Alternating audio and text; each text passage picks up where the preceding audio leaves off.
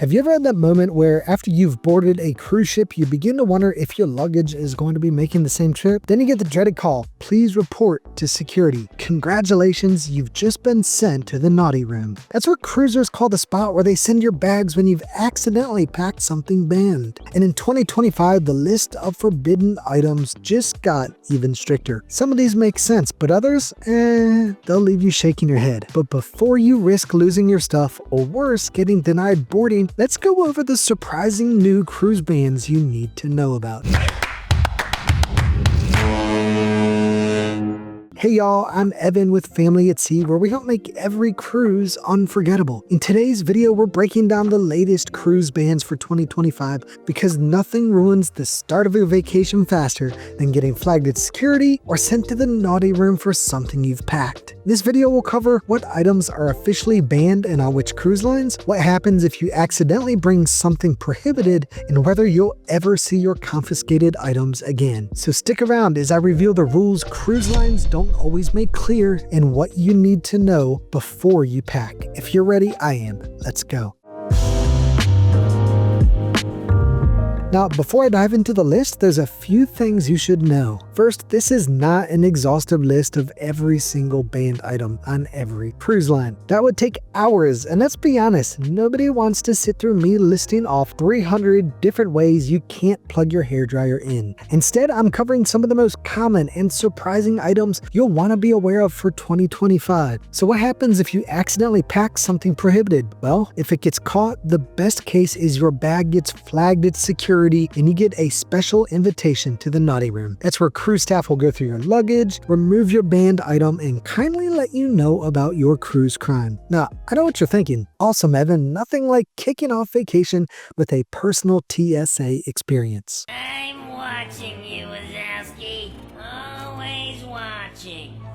But it's not always that simple. If you bring something illegal like certain substances or weapons, you could be denied boarding, fined, or even permanently banned from that cruise line. And yes, there have been cases where passengers were actually arrested for violating serious restrictions. Now, as for whether you'll get your item back, well, that's a mixed bag, literally. If it's something minor like a surge protective power strip, you'll typically be able to pick it up at the end of the cruise. But if it's something like alcohol, well, it's likely gone for good, which, let's be real, is probably just their way of saying, congratulations, you just restocked the crew bar with a nice bottle of tequila. Before I jump into the list of prohibited items, I want to take a moment to share something I'm really excited about. Since starting this journey, I've been searching for the right travel agency to partner with, one that shares my values and truly cares about the people they serve, while also embracing technology to make the cruise booking experience even better. I didn't want just any agency, I wanted one that balances innovation with the kind of hands-on support some travelers still prefer. After interviewing more than 24 agencies,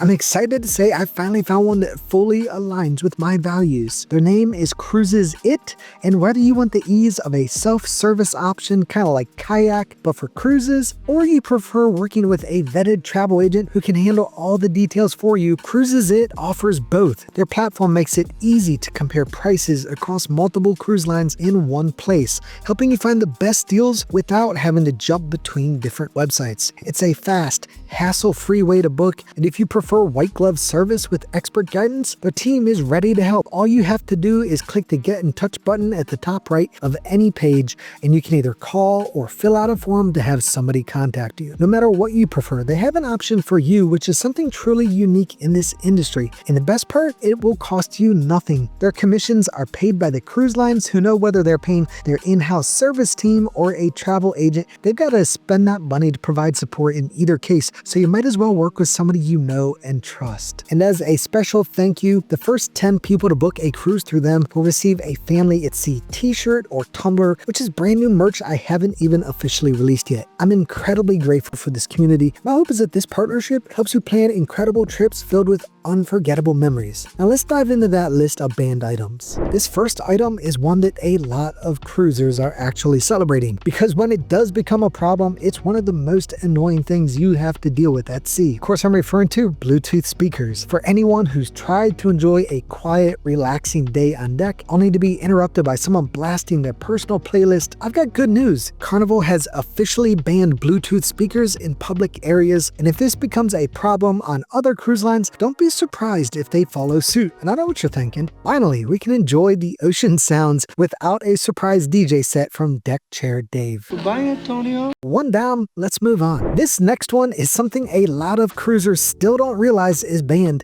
and it's been that way for years. Surge-protected power strips are prohibited on all cruise lines because they pose a fire risk. But in 2025, Royal Caribbean has taken it a step further by banning all multi-plug outlets, even ones without surge protection. If you need extra charging options, USB-only hubs are still allowed, but anything with traditional power outlets, go ahead and leave that at home or it's going to get confiscated. I'll add a quick note here. I found a couple of items that I couldn't live without on a cruise ship that are even allowed on Royal Caribbean. I'll share a link for those in the description below, but if you've got your own favorites, let me know in the comments because I'm always on the hunt for new technology. This next one is all about keeping control of the internet, and cruise lines aren't messing around. Cruise lines like Carnival and Royal Caribbean have officially banned personal Starlink dishes and any kind of Wi-Fi sharing device that allows multiple people to connect without paying for extra plans. Why? Because cruise Wi-Fi is sold per device, and if there's one thing cruise lines love, it's making sure you pay for every single connection. If you're thinking about sneaking one on board, just know that security scans for unauthorized networks, and if you get caught, you'll be stuck with slow, expensive cruise Wi-Fi just like the rest of us, and they'll confiscate your device for the rest of the cruise. This next one is one of the most misunderstood cruise bans because some items are fine, while others might be confiscated on site. Clothing steamers and travel irons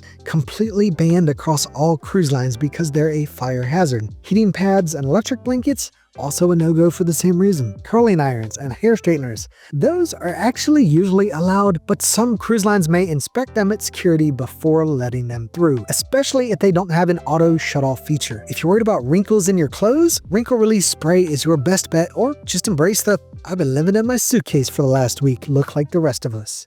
It's a beautiful morning.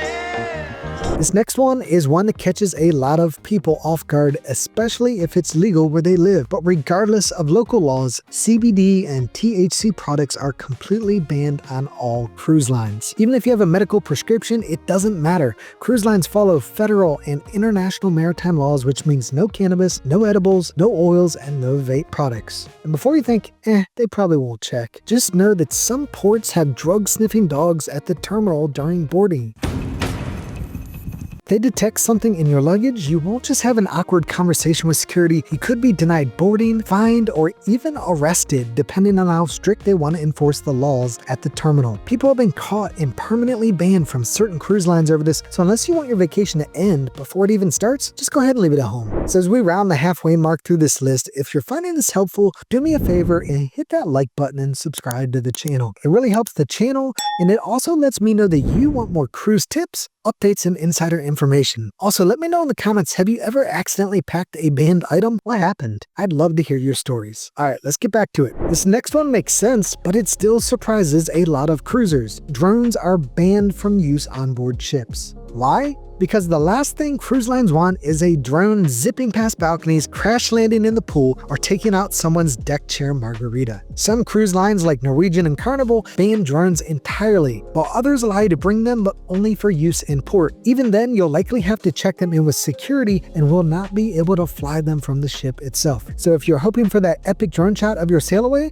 you're out of luck. This next one surprises a lot of parents. Baby monitors are banned on some cruise lines, including Royal Caribbean. Why? It's not because cruise lines don't want to help parents out, but because wireless baby monitors can interfere with the ship's communication systems. The same frequencies used for these monitors can overlap with the ship's radios, causing potential disruptions. Let's be honest, do you really feel comfortable leaving your little one behind unsupervised in your cabin? Poor baby.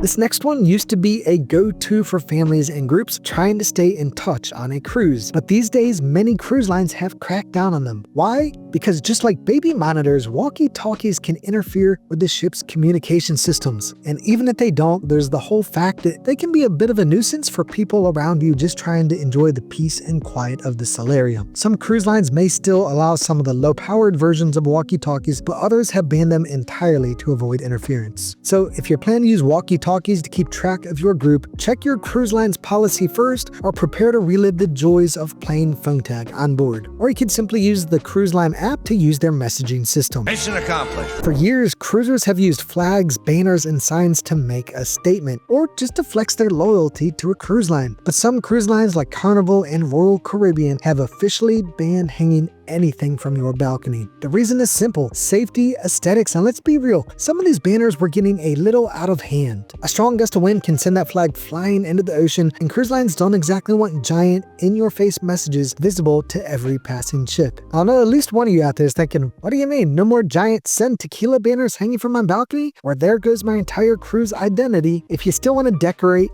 stick to your stateroom door, and just be sure to check the cruise line's rules first. This one isn't new, but it still surprises people. You cannot sell anything on board, even for charity. Cruise lines have strict rules against unauthorized sales, whether it's homemade crafts, fundraisers, or even selling something as innocent as Girl Scout cookies. Yes, this has actually happened. The well-meaning parents have tried to sell cookies on board only to be shut down by security. Cruise ships are just a giant floating business, and they don't want passengers cutting into their sales. So if you're planning to bring something to sell, just leave it at home or prepare to get a firm no from guest services. If you're thinking of channeling your inner Rain Man and outsmarting the cruise ship casino, think again. Cruise lines have strict rules against card counting devices, betting systems, and any technology that gives players an edge. It's not illegal, is it? While card counting itself isn't illegal, using electronic devices or outside assistance to do it most definitely is. If security suspects you're using any kind of system to manipulate the odds, you could be banned from the casino or even removed from the ship. So unless you want to enjoy the rest of your cruise with your casino privileges revoked, maybe just stick to playing the old-fashioned way. And now that you know what not to pack, you're one step closer to a smooth, stress-free cruise. And the best part, avoiding these mistakes means you won't be wasting money on confiscated items or last-minute replacements on board. The bad news, if you skip this next video, you might end up spending way more than you need to on one of the best parts of any cruise: